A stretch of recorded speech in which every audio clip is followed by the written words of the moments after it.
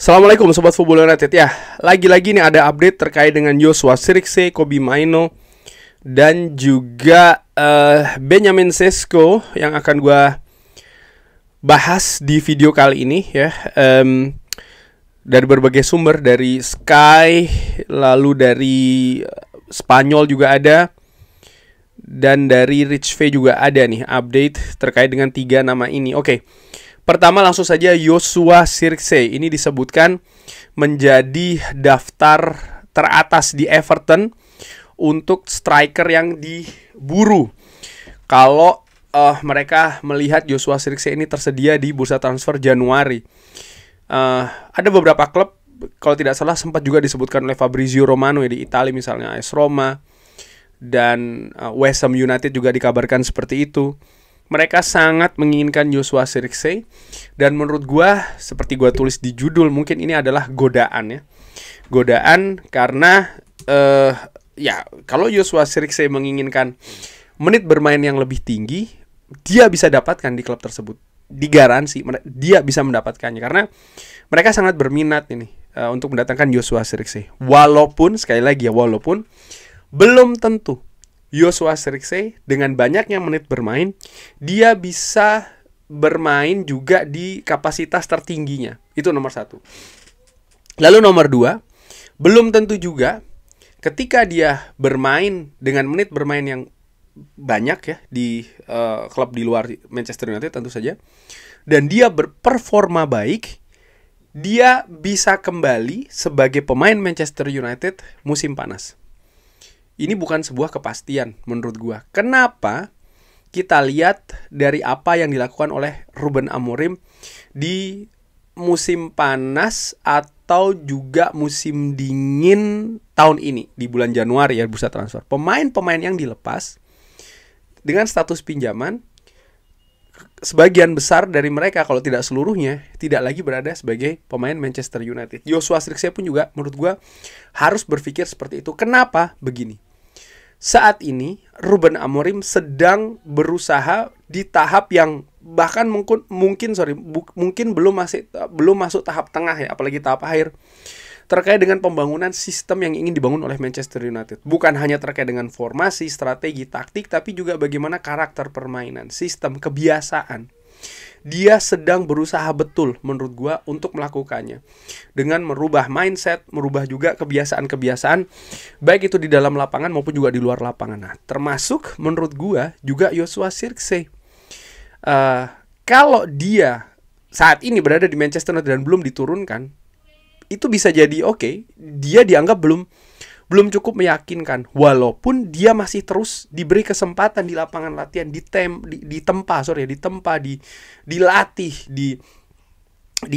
diperbaiki. Tapi dengan sistem yang ini dibangun oleh Ruben Amorim ya. Tapi kalau dia lepas di klub lain, sistemnya berbeda lagi. Manchester United menurut gue saat ini sistem yang ini dibangun oleh Ruben Amorim ini cukup unik. Kita tidak hanya berbicara terkait dengan formasi sekali lagi, tapi bagaimana sistem permainannya lah ya. Pola-pola permainan, juga karakter, kebiasaan di atas lapangan. Ini berbeda dengan sebelum-sebelumnya, dan perbedaannya cukup besar loh. Oleh karena itulah, ibarat sedang membangun sebuah bangunan ini. Kalau Joshua Zirkzee pindah, ya bangunan yang sudah disusun ini mungkin lebih banyak yang diruntuhkan. Karena ketika dia di klub lain, sistemnya berbeda lagi, gaya mainnya beda lagi, formasinya beda lagi, kebiasaannya beda lagi, tuntutannya, tugasnya juga beda. Dan ini menurut gue juga harus diperhatikan oleh Joshua Zirkzee. Di sisi lain, setiap pemain, kalau melihat dari pribadi individu Joshua Zirkzee, ya tentu saja ingin ya bermain di Piala Dunia, dan dia pun juga ingin seperti itu. Cuman menurut gua disinilah godaannya, disinilah visinya dia akan diuji menurut gua ya, sebagai karir pemain seperti apa. Apakah dia memang masih menginginkan bersama dengan Manchester United atau tidak. Nah, terkait dengan peluang bersama dengan Manchester United, ini juga ada kaitannya dengan keadaan Benjamin Sesko. Di video sebelumnya dan juga saat ini gua belum mendapatkan update terbaru ya Sobat Football United terkait dengan keadaan dari Benjamin Sesko dari cedera yang dialami. Walaupun ada kabar yang menyebutkan dari Fabrizio Romano dan juga Lori Whitwell diperkirakan memang tidak parah-parah banget ini. Jadi tidak akan absen panjang ya, tapi belum ada, ketika gue bikin video ini belum ada rilis resmi begitu dari Manchester United. Hanya saja Benjamin Sesko ini ya dia tidak memperkuat tim nasional Slovenia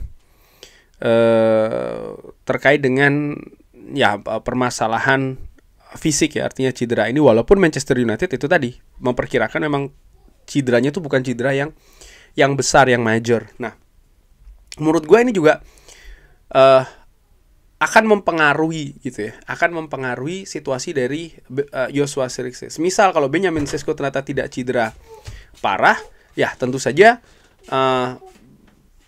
kalau dia tidak cedera parah, maka ada kemungkinan Joshua Zirkzee menit bermainnya juga tidak naik secara drastis dibanding ketika misalnya Benjamin Sesko ini cedera parah gitu ya, harus absen misalnya 1 atau 2 bulan.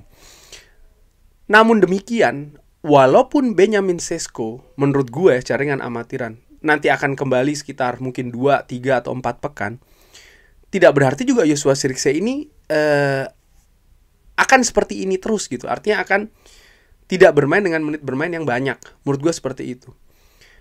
Gue yakin, gue bisa jadi salah, tapi gue yakin kalau Joshua Zirkzee dia ini loyal, dia tahu, dan kita juga sudah tahu dari berbagai media bahwa Ruben Amorim ingin Joshua Zirkzee ini stay di Manchester United. Kalau dia mengambil keputusan tersebut, gue yakin dia akan mendapatkan menit bermain yang lebih banyak lagi.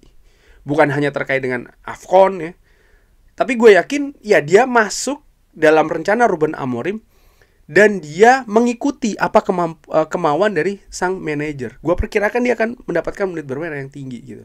Kita tahu sebagai contoh misalnya, ini bisa jadi gue salah, tapi kalau gue ambil sebuah contoh apa yang terjadi di musim sebelumnya, Alejandro Garnacho, pemain ini tidak tampil bagus, tapi dia memilih untuk loyal, dia memilih untuk menuruti apa keinginan oleh Ruben Amorim yang nampaknya tidak ingin dia dilepas ya kan. Dan pada saat itu kalau Alejandro Garnacho memaksa ya untuk lepas ke Napoli di bulan Januari, gue yakin akan terjadi transfer itu. Napoli menunjukkan minat walaupun ada selisih harga dengan angka yang dipasang oleh Manchester United, tapi Alejandro Garnacho juga memegang peranan penting menurut gue. Ketika dia lebih nurut dalam tanda kutip ya, tidak membuat permasalahan dan lain-lain, kita lihat bagaimana menit bermain cukup banyak diberikan kepada Alejandro Garnacho oleh Ruben Amorim. Walaupun ya kita bisa lanjutkan setelahnya ya dia tidak bermain maksimal dan segala macam. Tapi kan bukan di situ poinnya. Poin gue adalah ketika Joshua Zirkzee ini nurut itu tadi ya, dia ngikut, dia patuh dengan Ruben Amorim, gue yakin dia akan memberikan menit bermain yang tinggi. Nah, setelah itu tinggal bagaimana Joshua Zirkzee menunjukkan penampilannya di atas lapangan. Gue perkirakan seperti ini, kalau seandainya dia ini betul loyal ya, dengan Ruben Amorim memberikan kesempatan, secara karakternya juga akan menjadi ujian.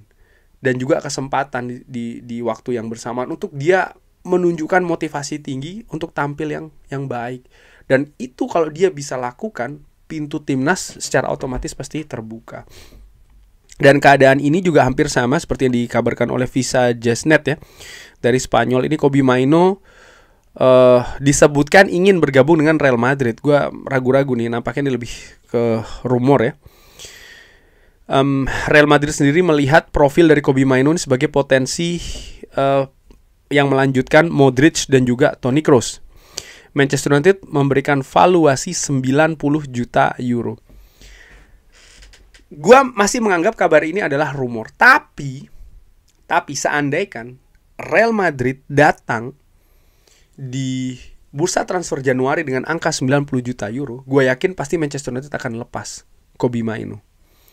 Dan sama seperti Joshua Zirkzee ya dia bisa jadi akan mendapatkan menit bermain yang tidak didapatkan di Manchester United di Real Madrid. Katakanlah memang betul seperti itu. Tapi apakah dia bisa tampil dengan kualitas yang bagus? Di situ tantangannya.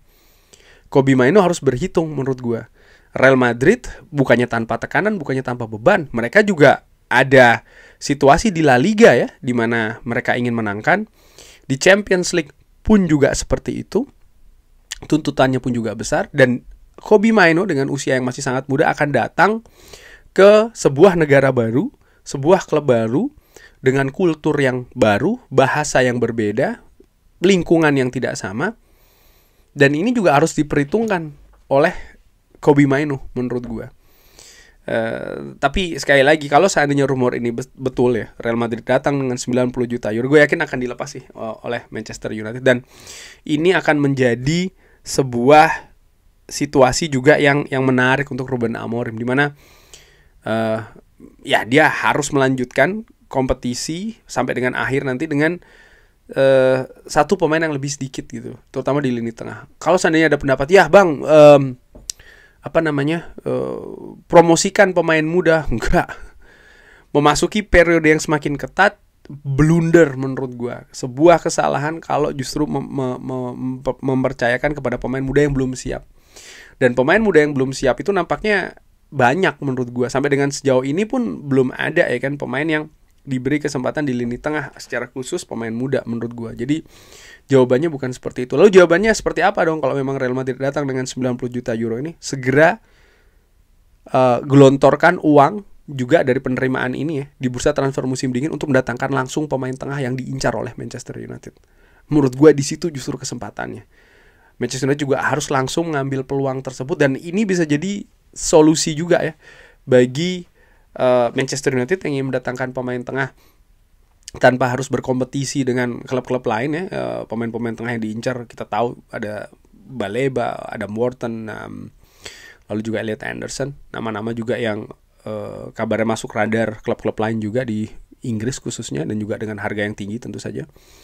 Di sisi lain Kobbie Mainoo masih berjuang ya untuk bisa mendapatkan tempat, untuk bisa beradaptasi dengan sistem permainan yang ingin dibangun oleh Ruben Amorim. Jadi ya ini hal yang menarik juga. Kita lihat ya, menurut gue ini merupakan sebuah rumor tapi kemungkinan yang menarik tentu saja. Tapi bagaimana menurut Sobat Football United?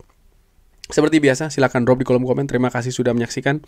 Jangan lupa like, sholat, dan juga subscribe. Wassalamualaikum warahmatullahi wabarakatuh. Thank you.